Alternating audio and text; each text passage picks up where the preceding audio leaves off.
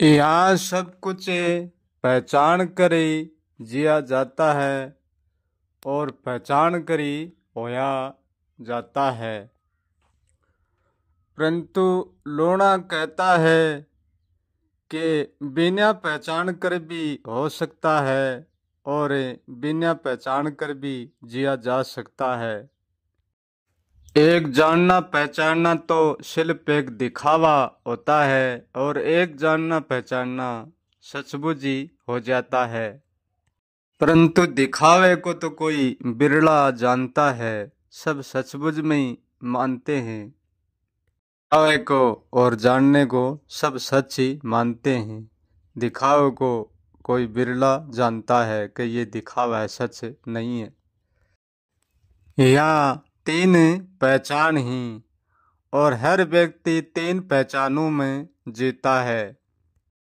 जन्म के पहले व्यक्ति की कोई भी पहचान नहीं होती है और जन्म के बाद व्यक्ति की धीरे धीरे पहचान बन जाती है।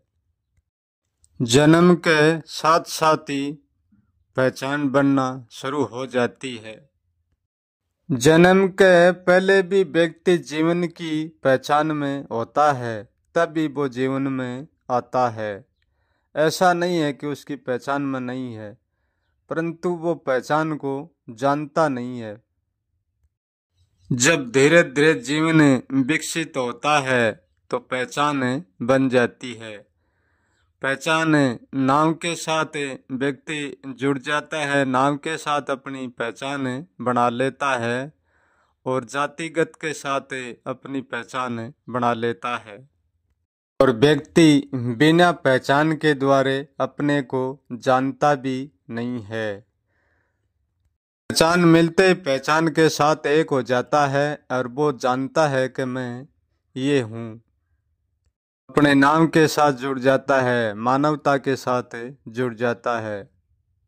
फिर वो एक से लेकर अनेक तक जुड़ जाता है। एक नाम हर एक चीज के साथ, हर एक विचार के साथ जुड़ जाता है।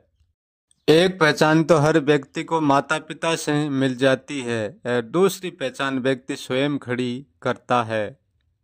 जो दूसरी पहचान व्यक्ति स्वयं खड़ी करता है वह एक आध्यात्मिक पहचान होती है। उस पहचान में व्यक्ति भगत भी बन जाता है और भगवान भी बन जाता है और देवता भी बन जाता है और साधु संत सन्यासी भी बन जाता है और बुद्ध महावीर भी बन जाता है और ज्ञानी भी बन जाता है और विज्ञानी भी बन जाता है। उसमें विज्ञान भी बन जाता है और ज्ञान भी बन जाता है। उसमें संत महंत सब कुछ बन जाता है। इस पहचान के साथ जुड़ जाता है। महंत के तो कोई, संत के तो कोई, भगत के तो कोई, भगवान के।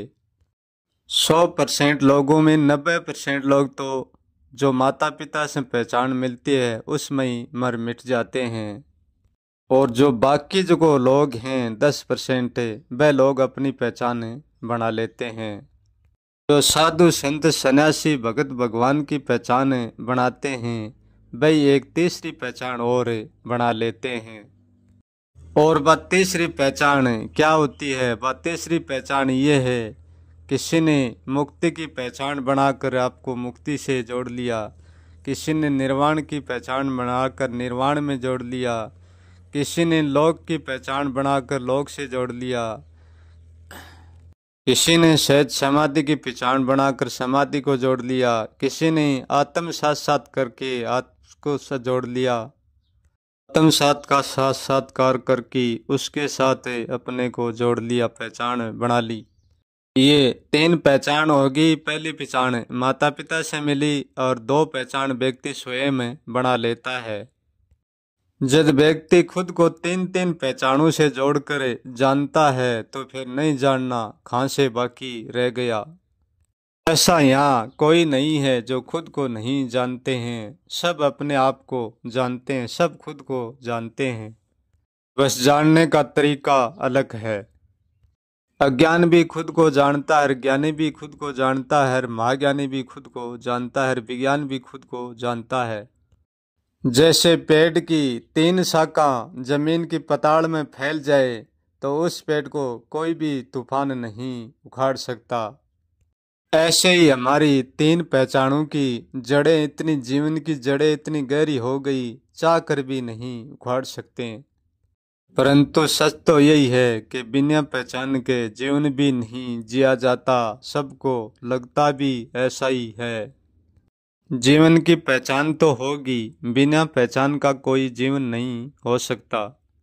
परंतु जीवन तो अखंड है, परंतु व्यक्ति का जीवन तो एक पल भर का है। अखंड जीवन तो पहचान के बिना नहीं चलता। तो जो पल भर का जीवन व्यक्ति का है वो बिना पहचान के भी चल सकता है। जो जीवन को अंतिम सीढ़ी तक जानता है वो बिना पहचान के ही जीता है। वो भीतर से जानता है कि मेरी कोई पहचान नहीं है। ये पहचान एक भ्रम है। जो इतनी पहचानों में फंस जाते हैं उनके लिए मिटना सहज नहीं होगा। पहचानों को भूलना तो सहज है, परंतु छोड़ना सहज नहीं है। अंत में किसी न किसी एक पहचान पर तो ठहर ही जाता है। जब तक जानकर ही पहचान पर ठहरा होता है, जब तक उनका भ्रम उनके साथ होता है और वो कुछ भी नहीं जानता है, तब भी वो पहचान पर तो होता है परंतु जानता नहीं है। जो मिटन के लिए राजी नहीं होगा वो कुछ नहीं होने के लिए कैसे राजी होगा। अपनी पहचान की जड़ें कैसे छोड़ पाएगा। जो पहचान की जड़ें नहीं छोड़ता है उसको जैसा मुक्त होना था भला वैसा कैसे मुक्त होगा।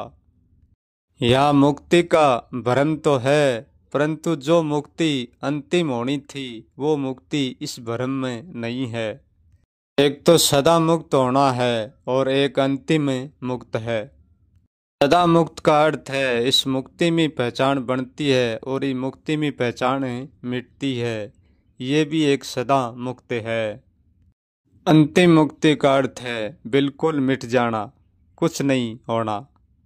जो मुक्ति पा सकता है वो सब कुछ पा सकता है, परंतु लूणा कहता है मुझे नहीं पा सकता, क्योंकि मैं कुछ भी नहीं हूँ इसलिए मुझे कोई भी नहीं पा सकता।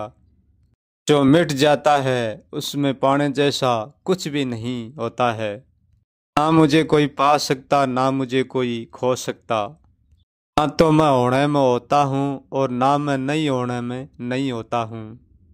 दोनों में कुछ भी नहीं हूँ। मेरी कोई पहचान नहीं है। जो पहचान सबको लगती है वह केवल जीवन की है, मेरी नहीं।